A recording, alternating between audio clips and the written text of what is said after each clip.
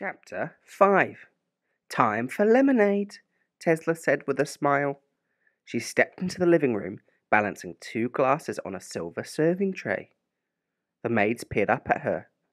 They were in the middle of the room, fighting to pull a wad of dust and hair as big as a basketball from their clogged-up vacuum cleaner.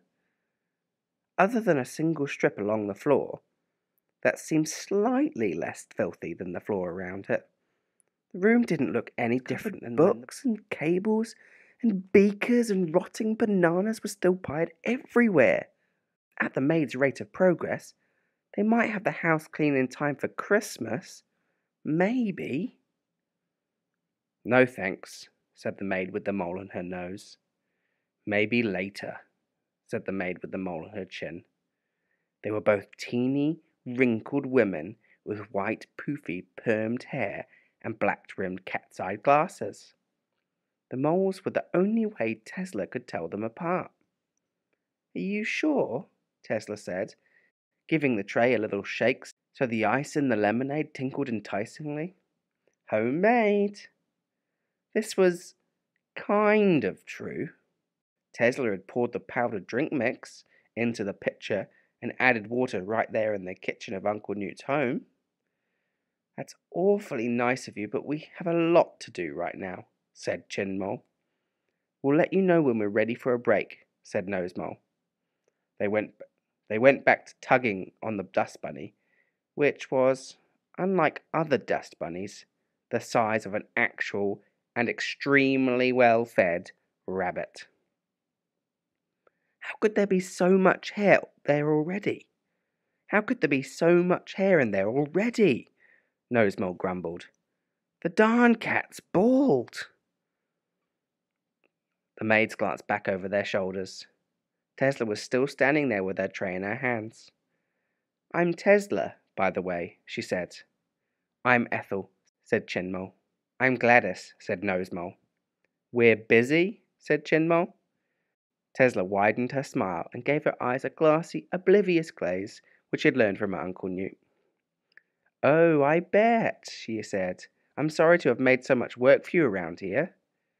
No need to apologize, said Ethel, not adding, but plainly thinking, no need for you to talk at all. It's what we get paid for, said Gladys. She didn't look happy about it. Of course, I understand, said Tesla. Could you do me a favor while you're doing your thing? Gladys and Ethel put on identical, dubious expressions. Maybe, Gladys said warily. Could you keep your eyes out for a silver necklace with a star-shaped pendant? Tesla said. I lost it, and it means a lot to me. I'd do anything to get it back. When did you lose it? Ethel asked. Today. Ethel and Gladys pinched their lips and narrowed their eyes. Oh, I'm not accusing anyone, Tesla said. I'm sure it was my fault. I was in such a hurry to get in the shower. You saw how dirty I was when I came in a little while ago. Oh, yeah, said Ethel. We sure did, said Gladys. Their steely gazes flicked for just a second to the trail of dirt clods that ran along the hall and up the stairs. I'm so mad at myself I could just scream, Tesla said. That necklace was a gift from my parents, you see, and my brother and I haven't seen them in weeks. They went off to Uzbekistan for some kind of work thing, and we don't know when or if we'll ever see them again. Tesla did her best to work up a tear. When she thought about her mum and dad, it wasn't that hard. Anyway, she said, sniffing and putting on what he hoped looked like a brave but tremulous smile. You sure you won't have some lemonade? I juiced 24 lemons to make it. Well, Ethel said. Oh, go on, said Tesla. I absolutely refuse to leave until you've tried it. That did the trick. Ethel walked over, took a glass, and chugged it down.